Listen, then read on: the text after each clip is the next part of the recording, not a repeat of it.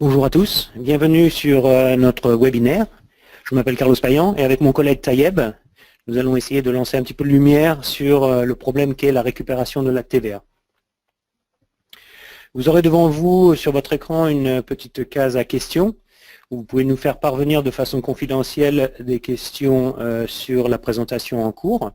Et une fois la présentation terminée, mon collègue Tayeb et moi-même prendrons les questions une par une pour répondre à tous les points qui n'auront pas été couverts pendant la présentation. Donc n'hésitez pas à nous envoyer les questions à tout moment et nous les traiterons donc en fin de cette présentation. Alors, le problème de la récupération de TVA. Donc légalement, les entreprises contribuables ont le droit de récupérer la TVA accrue dans les pays européens ou les pays étrangers dans lesquels ils ne sont pas immatriculés. Et cependant, des milliards d'euros de TVA récupérables sont ignorés chaque année. Et en fait, il y a deux grandes raisons pour cela. L'une des raisons, c'est que les entreprises ne savent pas exactement à quoi elles ont droit et ne font pas les demandes qu'il faut. Et l'autre problème, c'est qu'en fait, dans un environnement d'austérité en ce moment au sein de l'Union européenne, qui fait que les autorités fiscales rendent cette procédure de plus en plus difficile et ont généralement mettent beaucoup plus d'efforts pour refuser ces remboursements dès que la possibilité se présente. La non-soumission d'une demande de remboursement ou la soumission d'une demande incorrecte peut provoquer d'importants problèmes de trésorerie pour les entreprises contribuables. Et par conséquent, l'objectif d'aujourd'hui, c'est en fait d'apporter un petit peu plus de lumière sur le processus de la récupération de TVA et aussi d'expliquer un petit peu comment Accordance peut soutenir ses clients qui veulent soumettre des demandes et en obtenir un avis favorable. Donc ce qu'on va couvrir pendant cette présentation, c'est bien sûr une introduction un petit peu sur les bases de la récupération de la TVA. On va discuter de qui peut effectuer ces demandes et comment ils le font. Et ensuite la gestion de la demande jusqu'à l'obtention des fonds. Et enfin, on discutera un petit peu de la façon comment Accordance peut assister dans ce processus. Alors, il y a beaucoup d'entreprises qui ne sont pas au courant de la possibilité de récupérer la TVA encourue à l'étranger. Et que l'Union européenne a conçu une directive qui consiste à obtenir donc le remboursement de la TVA encourue dans un État membre dans lequel votre entreprise n'est pas établie et immatriculée à la TVA. Il existe deux procédures distinctes pour récupérer votre TVA. Donc il y a la première, donc la directive européenne sur le remboursement, qui est communément appelée la 8e directive avant 2010.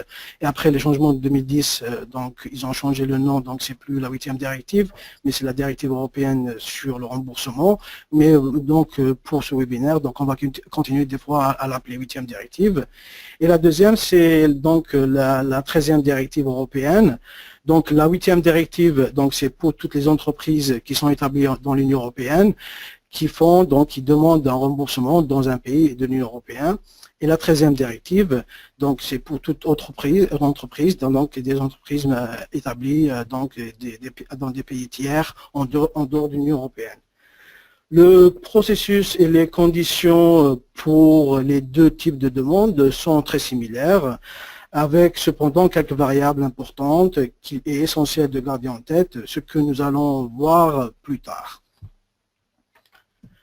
Alors, pour être éligible au remboursement de la TVA, une entreprise doit remplir les critères suivants. Ne pas immatriculer ou avoir l'obligation d'être immatriculé à la TVA dans l'État membre où la TVA concernée a été encourue. Donc, pourquoi on parle d'obligation d'être immatriculé? Parce que donc si votre entreprise fournit des prestations taxables dans le pays de remboursement, alors au lieu de faire une demande de remboursement sous la 8e ou la 13e directive, Donc, il faudra peut-être faire une demande d'immatriculation à la TVA dans le pays de remboursement. Et dans ce cas-là, au lieu, donc la TVA encourue, au lieu d'être remboursée par la 8e, la 13e directive, elle va être remboursée de façon normale sur vos déclarations TVA locales. Donc, les critères, donc une entreprise doit remplir les critères suivants, donc ne pas être immatriculé ou avoir l'obligation de s'immatriculer à la TVA dans le pays, donc dans l'État membre où la TVA concernée est encourue. B, ne pas avoir des locaux professionnels ou résidences dans ce pays, dans ce même État membre, c'est-à-dire ne pas avoir un établissement stable ou fixe. C'est donc n'effectuer aucune prestation taxable dans cet État membre, c'est important.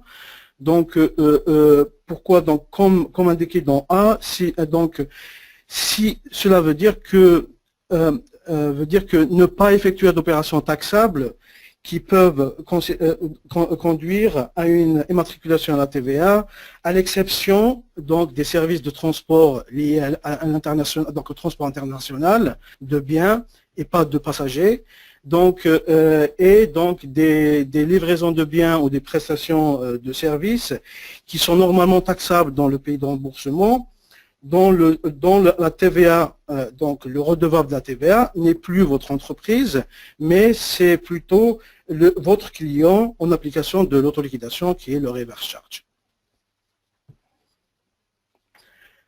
Alors, afin d'obtenir donc une SU favorable à votre demande, les critères suivants doivent être remplis. Donc la première, donc la TVA réclamée doit avoir été facturée correctement. La facture du fournisseur doit être normalement conforme à la règle de facturation en vigueur, ce que nous allons voir plus tard. Une demande de remboursement complète et correcte doit être soumise avant les dates butoirs. Donc il y a vraiment deux dates butoirs donc pour la 8e et la 13e directive. Donc les demandes soumises via donc la directive européenne qui est la 8e directive, c'est toujours le 30 septembre. Donc je vous donne un exemple. Donc pour les factures datées de 2015, donc la date butoir pour faire une demande de remboursement de la TVA, c'est septembre 2016. Donc, donc les demandes soumises sous donc la 13e directive, pardon, donc c'est le 30 juin ou le 30 septembre selon les pays. Donc, il y a, par contre, il y a une petite exception, ce qui est donc au Royaume-Uni. Donc, pour les demandes de la 13e directive, donc des sociétés qui sont établies en dehors de l'Union européenne, qui veulent faire une demande de remboursement au Royaume-Uni, c'est donc la date butoir, c'est le 31 décembre, mais c'est pas donc on parle pas de l'année civile, mais plutôt donc c'est de juillet à juin. Donc, vous avez un exemple. Donc, pour les factures datées du 1er juillet 2015 jusqu'au 30 juin 2016, donc la date butoir pour faire la demande de remboursement, c'est le 31 décembre 2016.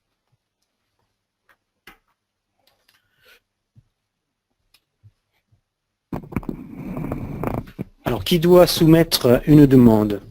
En règle générale, n'importe quelle entreprise peut encourir de la TVA dans un pays étranger.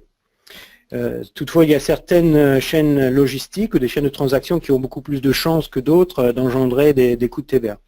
Donc on a listé quelques-unes par exemple.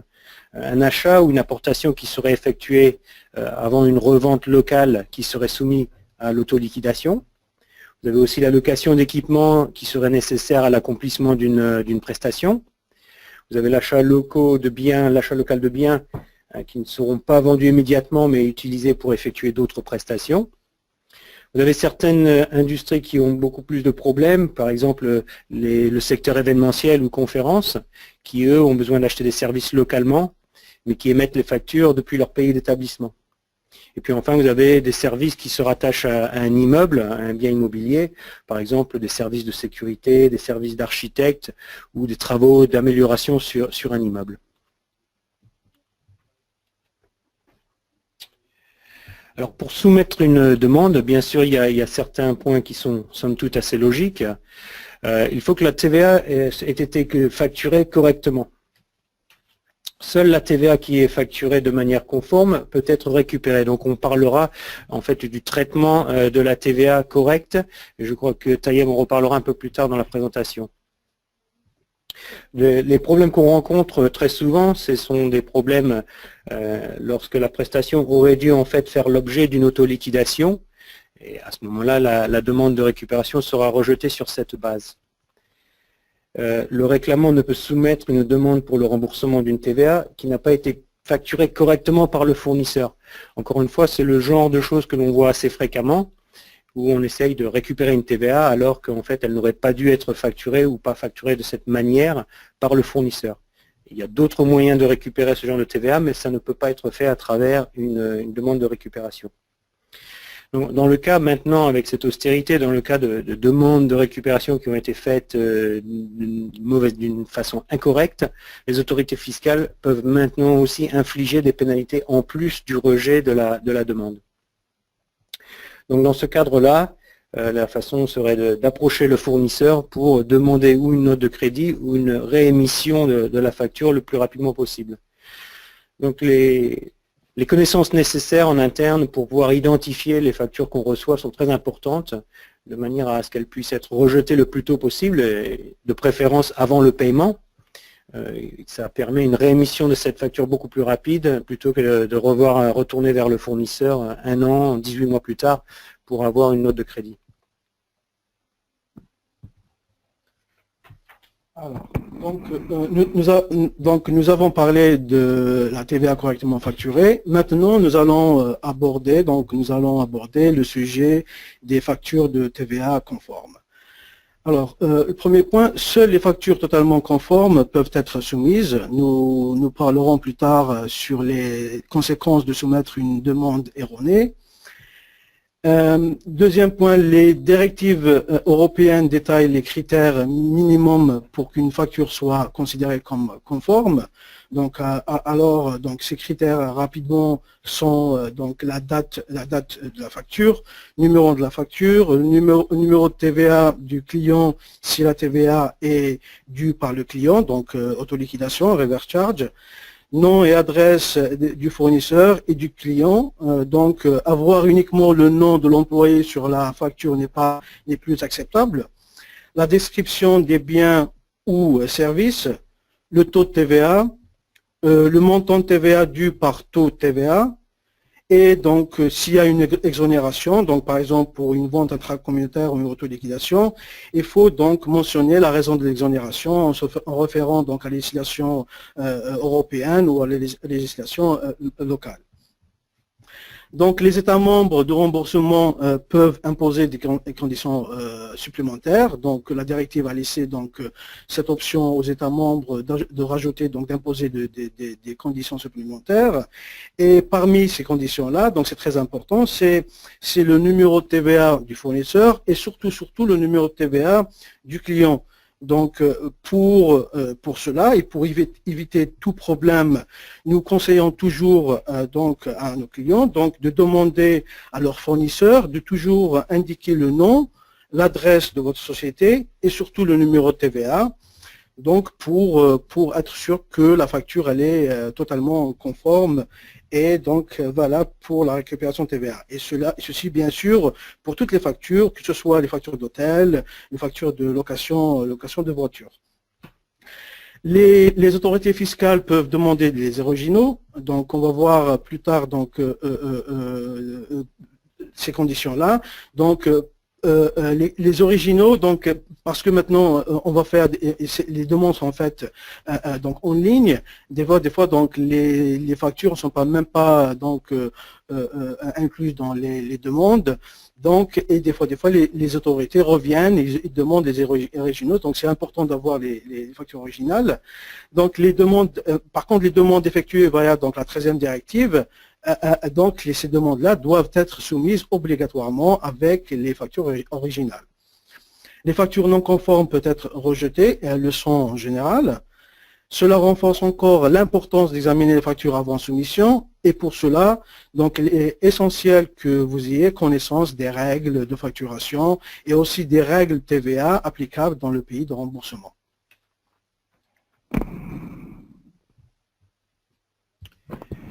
L'un des gros problèmes que l'on rencontre aussi au niveau des demandes de récupération, c'est les problèmes linguistiques. Donc les demandes qui sont soumises à travers la 8e directive sont faites à travers le portail des autorités locales. Et par conséquent, la langue ne semble pas, dans un prime abord, être un problème important. Les problèmes arrivent un peu plus tard. Pour les demandes qui sont soumises à travers la 13e directive, c'est un petit peu plus compliqué, puisque tout d'abord, il est nécessaire de comprendre la langue locale pour pouvoir trouver les formulaires qui sont nécessaires sur les différents sites des autorités fiscales. Une fois qu'on a trouvé ces formulaires, bien sûr, il faut les compléter, que ce soit en anglais ou des fois dans la langue locale. Et ensuite, toutes les demandes qui sont liées à une 13e directive doivent être soumises sous forme de formulaire papier. Pour l'instant, il n'y a pas encore de solution électronique. De plus, dans certains pays, il est nécessaire que la demande soit traitée par un représentant local. Et il est possible donc d'avoir des besoins linguistiques avec ce représentant, de manière à ce qu'il comprenne exactement ce qui a besoin d'être fait. Donc la langue est plus un problème au niveau de la 13e au départ que sur la 8e, mais les problèmes au niveau linguistique arrivent un peu après sur la 8e.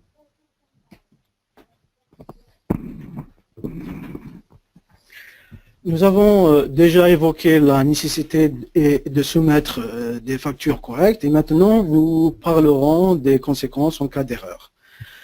Les demandes soumises via la directive de remboursement sont essentiellement auto-évaluées puisque le réclamant n'est plus obligé de fournir toutes les factures pour soutenir sa demande. Donc la demande peut être faite en ligne sans même fournir des factures. Donc, et les autorités vont donc évaluer donc cette demande. Et ça dépendra des pays. Donc il y a des fois, ils demanderont même pas de voir les factures originales ou des copies des factures et ils vont faire un remboursement. Donc c'est-à-dire que si la TVA encourue, elle était donc valable. Par exemple, pour une participation dans un séminaire ou dans un événement, donc normalement la TVA elle est correctement facturée et donc le remboursement est accordé directement. Mais ça c'est vraiment rare où les autorités remboursent donc la TVA sans avoir à poser de questions. Alors, cela signifie que les réclamants peuvent, en toute innocence, soumettre des demandes de TVA accompagnées de factures invalides ou non conformes s'ils ne connaissent pas les règles ou s'ils ne contrôlent pas correctement les factures avant soumission. Donc, sans le savoir ou avoir connaissance de ces règles, TVA vont demander un remboursement de la TVA pour des factures ou sur des factures incorrectement et invalides ou non conformes. Alors, en plus de refuser donc le remboursement de TVA de factures spécifiques non conformes, les autorités fiscales peuvent également infliger des pénalités pour de telles erreurs. Donc la conséquence est que pas seulement les factures incorrectes sont refusées, mais c'est possible que toute la demande, même s'il y a des factures qui sont correctes, mais donc il peut que toute la demande soit refusée sur la base que la demande elle-même n'est pas correcte. Et donc, la TVA, elle est perdue, donc elle est refusée, et en plus, des pénalités qui pourront être infligées. Nous avons observé des pénalités donc infligées par les autorités britanniques, belges et espagnoles pour ce type d'erreur. Et donc, par exemple, pour les Britanniques, on a l'expérience où ils refusent, donc dès qu'ils reçoivent la demande, ils voient qu'il y a des factures qui ne sont pas conformes, ils la traitent même pas, ils renvoient directement donc la demande, disant qu'elle est fausse, et donc vous allez avoir des pénalités. Donc c'est après on va négocier donc les pénalités après.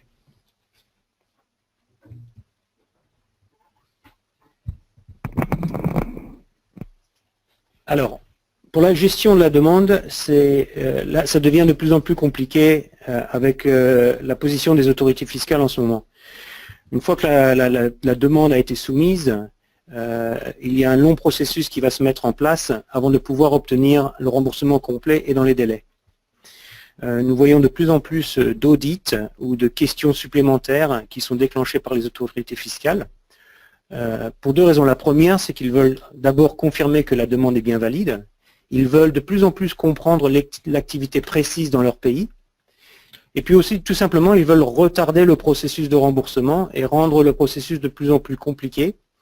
Et on voit ça très souvent avec des sociétés qui, en fait, abandonnent à mi-chemin parce que les questions supplémentaires, le processus devient de plus en plus compliqué.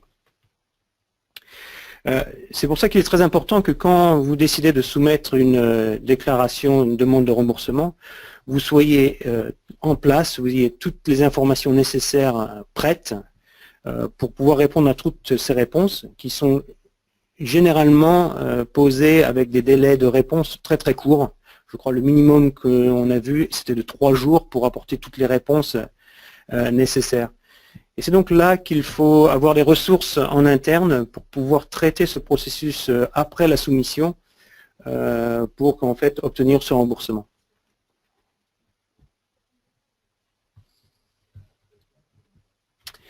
Et alors là, c'est là qu'on en revient donc au problème de compétences linguistiques.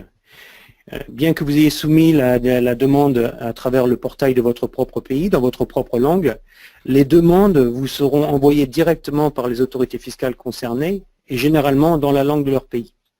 Donc le temps d'organiser la traduction, de bien comprendre ce qu'ils veulent, des fois les délais sont très très courts et donc sont raccourcis par cette procédure de traduction. Donc le problème existe aussi bien sûr pour les demandes qui sont faites à travers la 13e directive. C'est pour ça que d'avoir les compétences linguistiques au sein de l'entreprise pour pouvoir gérer ces éléments, en fait, c'est pas très évident. C'est donc pour ça que si les compétences n'existent pas au sein de l'entreprise, ça risque de mettre en géopardie en fait ces demandes de récupération et de donner ou bien des réponses incorrectes ou de bien en fait de ne pas le faire dans les délais qui sont préconisés. C'est pour ça que dans le cas de demandes assez compliquées avec des grands montants, il vaut mieux faire appel à des prestataires extérieurs pour pouvoir gérer toute cette demande. En plus des compétences linguistiques, il y a aussi, en plus des compétences linguistiques, il y a aussi les règles de TVA locale. Lorsque la question concerne le traitement de la TVA, alors c'est la législation de la TVA de l'État membre concerné qui prévaudra. Donc, ça veut dire qu'une fois que la demande est soumise, et comme nous l'avons vu auparavant, souvent les autorités reviennent avec des demandes d'informations supplémentaires sur la nature de votre activité dans le pays de remboursement. Si la demande d'information concerne donc la facturation, donc la TVA elle-même, ce qu'ils essaient de faire, donc ils essaient de déterminer si la TVA est correctement facturée et si vous n'avez pas d'obligation de vous immatriculer à la TVA. Pour cela, ils demandent donc d'expliquer les factures, la nature de votre activité. Ils veulent voir les contrats avec les fournisseurs, juste pour déterminer donc que votre opération, donc ce que vous avez fait dans ce pays-là, c'est pas taxable, il n'y a pas d'opération taxable, donc la TVA que vous avez encourue peut être remboursée et à 100%, il n'y a pas de problème. Cela découle du fait que la TVA aurait été encourue dans ce pays et sera donc soumise à ces règles locales. Par conséquence, les réclamants doivent comprendre les règles de TVA locale afin de pouvoir répondre aux questions des autorités fiscales. Donc, ça c'est très important. Quand vous allez recevoir donc les demandes supplémentaires, donc les réponses que vous allez donner, elles sont très importantes. Donc, le problème se pose si par exemple, vous ne connaissez pas ou vous ne savez pas, vous n'êtes pas au courant des règles locales, par exemple des règles d'autoliquidation, donc reverse charge sur les prestations de biens ou de services. Donc, votre réponse va peut-être être incomplète ou pas correcte, dans le sens où donc ce que vous allez dire, cela, donc les autorités vont comprendre que vous faites une opération taxable dans le pays, donc ils vont refuser donc votre demande de remboursement. Je peux vous donner juste un petit exemple. Donc, c'est par exemple un demandeur qui est établi en Belgique qui veut faire un remboursement TVA sur des biens qu'il a achetés en France, par exemple. Donc, certainement, les autorités vont revenir, vont demander donc à expliquer pourquoi vous avez acheté ces biens-là et qu'est-ce que vous avez fait de ces biens. Donc, vous allez innocemment, donc vous allez répondre, vous allez dire que on a acheté les biens, que après on les a vendus en France à un client allemand, par exemple, sans d'autres précisions. Donc, les autorités, quand vont recevoir ces réponses, ils vont tout de suite comprendre que donc vous avez fait une vente à un client allemand, donc c'est une vente intracommunautaire, donc c'est une opération taxable, donc c'est une immatriculation dans le pays, donc au lieu de faire une demande de récupération. Mais si donc vous avez par exemple dit que c'est une vente à un client allemand, mais qui est immatriculé à la TVA en France, ça peut tout changer. Donc, ça veut dire que votre vente, elle est soumise à autoliquidation.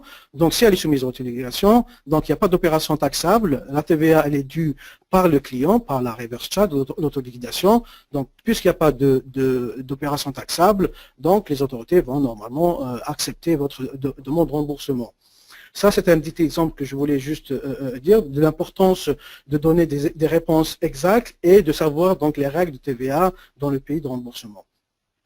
Donc comprendre rapidement ces demandes est souvent essentiel, car aussi donc il y a des délais de réponse qui sont des fois extrêmement restreints. Par exemple en Pologne, vous avez uniquement 7 jours pour faire donc pour répondre à leurs questions.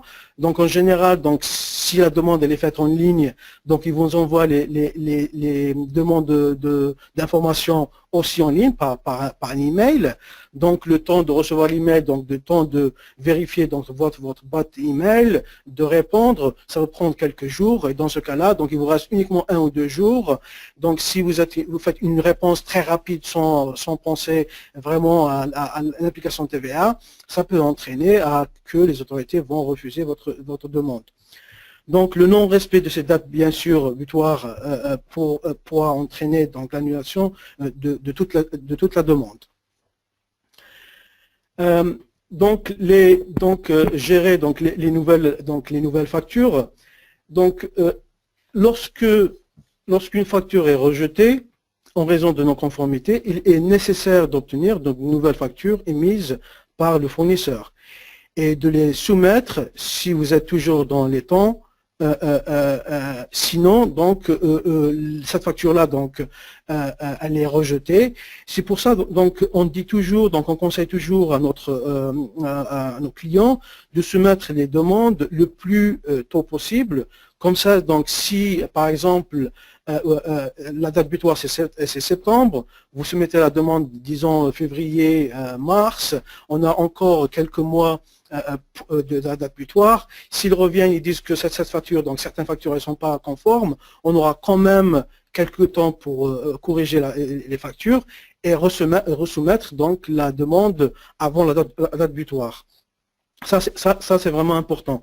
Donc toutefois, donc ceci n'est pas toujours possible et l'absence de facture peut par la suite mettre la demande bien sûr en danger et le remboursement donc va être rejeté.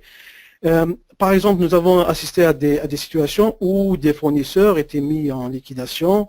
Donc, dans ce cas-là, donc vous faites une demande de remboursement. Donc, disons juste avant la date butoir, 2 mois, 3 mois après, ils reviennent ou plus, ils reviennent avec un rejet. Vous allez donc essayer de contacter le fournisseur n'existe plus, il n'est plus là. Donc, dans ce cas-là, la TVA elle est complètement perdue. Donc, le besoin de s'appuyer sur les fournisseurs pour de nouveaux documents, de nouvelles factures, donc s'applique également au besoin d'obtenir des notes de crédit lorsque la TVA n'a pas été facturée correctement. Dans ce cas-là, donc dans ce cas, donc c'est pas la TVA, donc elle n'est pas conforme donc les règles de facturation, mais c'est plutôt la TVA, elle n'était pas correctement facturée par le fournisseur. Dans ce cas-là, au lieu, donc la facture va être rejetée, mais elle n'est pas perdue. Au lieu de faire donc la demande ou d'avoir le remboursement des autorités, vous allez vous diriger vers le fournisseur. Vous allez dire que voilà, donc cette facture-là a été, la TVA a été mal facturée. Pour cette raison, donc on va lister, donc vous allez lister les raisons pourquoi, et donc dans ce cas-là, donc le fournisseur va vous donner, donc va vous rembourser la TVA par donc des notes de crédit et va faire une nouvelle facture sans TVA.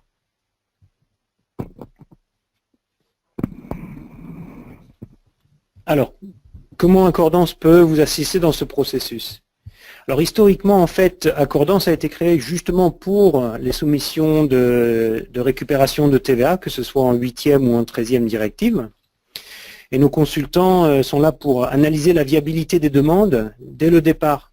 En fait, nous préférons vérifier la demande bien en amont, vérifier que toutes les factures sont correctes, donc non seulement la facture, mais le traitement de TVA qui s'y applique, et qu'on comprend exactement le flux des biens pour voir que cette demande est bien valide avant de la soumettre. Nous pouvons aussi éliminer les factures qui sont incorrectement faites et nous retourner vers les fournisseurs si besoin est, et obtenir des notes de crédit. Lorsque le remboursement par note de crédit est approprié, nous pouvons faire en sorte que ces dernières soient obtenues par la suite, et en fait ça permet de réduire le coût et la charge de travail qui sont liés à des demandes futures.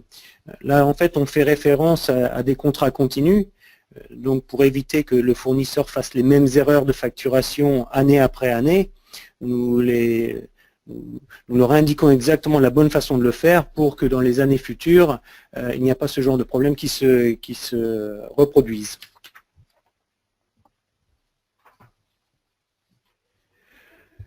Donc comme vous le savez déjà, nous avons des consultants TVA et des responsables de conformité qui ont une connaissance assez pointue de la régulation de TVA et surtout qui ont des connaissances spécifiques par pays et par État membre. Ça signifie qu'en fait nous pouvons nous soumettre les demandes que pour la TVA qui est réellement récupérable, ce qui fait que la récupération se fait beaucoup plus rapidement et ça améliore donc la trésorerie. Lorsque la TVA doit être réclamée par un autre crédit, nous pouvons nous faire le nécessaire pour nous tourner vers les fournisseurs ou pour vous donner les informations pour vous-même vous retourner vers les fournisseurs et ainsi obtenir les notes de crédit ou les nouvelles factures. Et nous travaillons donc depuis un endroit centralisé ici au Royaume-Uni, ce qui nous permet nous d'avoir toutes les ressources sous un même toit et de pouvoir vous apporter notre expertise de façon beaucoup plus rapidement. Donc voilà, ça c'est nous malheureusement. Donc je vous remercie et ce qu'on va faire là maintenant c'est qu'on va rassembler quelques questions et puis Taïeb va essayer de répondre au plus possible.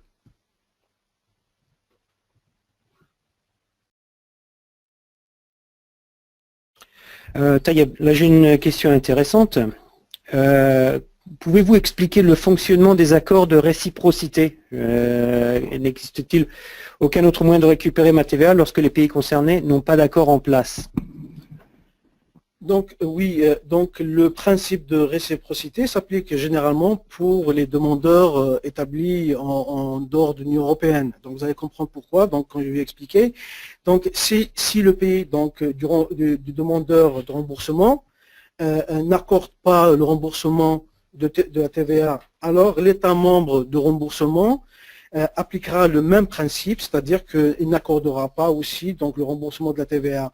Donc on a des exemples des pays comme ça, donc il y a l'Italie, il y a l'Espagne, il y a là aussi l'Allemagne. Donc par exemple en Italie, une entreprise qui est établie aux États-Unis ne peut pas demander un remboursement de la TVA sur la 13e directive en Italie, purement parce que donc les États-Unis n'accordent pas le remboursement de la GST, donc la taxe sur les ventes, et par conséquent, donc l'Italie va dire que nous aussi, donc on va appliquer la réciprocité, on ne va pas accorder donc ce remboursement. En plus de ça, donc il y a aussi donc les accords bilatéraux. Donc il y a des accords entre les pays. Par exemple, je vous donne en Allemagne, elle a des accords, par exemple, avec l'Israël, avec l'Arabie Saoudite.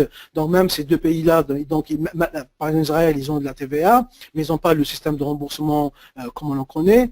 Donc normalement, la réciprocité dit que l'Allemagne va aussi refuser, mais il y a des accords entre les deux pays où donc l'Allemagne, c'est vrai, d'un seul côté, l'Allemagne va accorder donc le remboursement donc, pour ces pays-là. Donc c'est important de vérifier donc la réciprocité avant de faire une demande de remboursement. Merci Tayeb. Une autre question qu'on nous pose, les demandes doivent-elles absolument être soumises de façon annuelle ou est-ce qu'on peut faire ça avec des différentes fréquences et est-ce qu'on peut faire plusieurs demandes pour le même pays? Oui, donc mensuel, non. Donc, on peut pas faire de demande mensuelle, mais par contre, les demandes peuvent être faites donc en trimestriel. Donc, chaque trimestre, donc 3 mois, vous pouvez faire une demande. Bien sûr, donc il y a un minimum qu'il faut appliquer. Donc, en général, c'est entre 50 €. Donc, si donc la demande de remboursement sur un trimestre est inférieure à 50 €, donc la demande ne va pas être acceptée. Donc, vous pouvez faire 4 demandes par trimestre, donc 4 demandes par an, donc une par trimestre. Et aussi, vous pouvez dans certains pays faire une demande supplémentaire qui englobe toute l'année. Donc en tout, c'est 5 demandes, 4 trimestrielles et une annuelle. L'annuel, c'est en cas où vous avez oublié de soumettre, donc de faire une demande d'une facture et vous vous rendez compte à la fin de l'année que vous n'avez pas fait la demande, vous aurez toujours la chance de faire une demande sur toute l'année.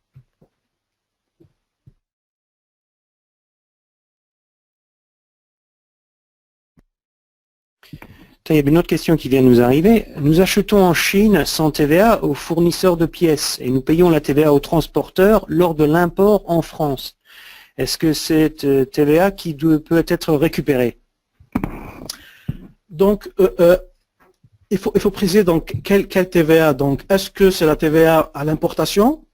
Que oui, donc si vous êtes une entreprise française, donc vous faites des importations de biens en Chine et vous payez la TVA donc à l'importation. La question, oui, vous pouvez donc vous pouvez récupérer sur donc demande via donc la déclaration TVA, la CA3. Si vous êtes un étranger, donc aussi il faut voir donc cette importation de ces biens, donc les biens, est-ce qu'ils vont être vendus localement, est-ce qu'ils vont être vendus dans un autre pays européen? Ça dépend donc de la vente. Donc, si elle va être vendue localement, donc il y a la reverse charge. Donc oui, donc il n'y a pas besoin de s'immatriculer, vous pouvez récupérer la TVA. Sinon, donc il faut donc vérifier est-ce que vous ne faites pas une opération taxable. Et donc, si vous pouvez donc nous donner plus de détails sur ça, on peut vous aider plus tard donc pour répondre à votre question. Mais si vous parlez de la TVA que le transporteur vous facture pour transporter la marchandise, donc je peux vous dire que si donc le transport est fait en France, ou de France vers un autre pays, vous n'êtes pas établi donc en France, le transporteur il est par exemple français, dans ce cas-là, c'est une prestation de service dont le lieu de la prestation du point de vue TVA est le lieu où le client est établi. Donc si vous êtes, disons, établi en Allemagne, donc le transporteur français ne devait pas vous facturer la TVA. Et donc, si vous demandez le remboursement de cette TVA-là, va être rejeté du fait que la TVA n'aurait dû pas être facturée par le fournisseur. Et dans ce cas-là, il faut recontacter donc le fournisseur pour expliquer, pour avoir le remboursement de cette TVA. Alors, j'ai une autre question là pour toi. Existe-t-il un montant minimum de TVA à récupérer sous la 8e directive? La réponse oui. Donc, comme j'ai dit, donc il y a un minimum pour donc les demandes qui sont faites en trimestriel. Donc généralement ce montant-là il est très inférieur.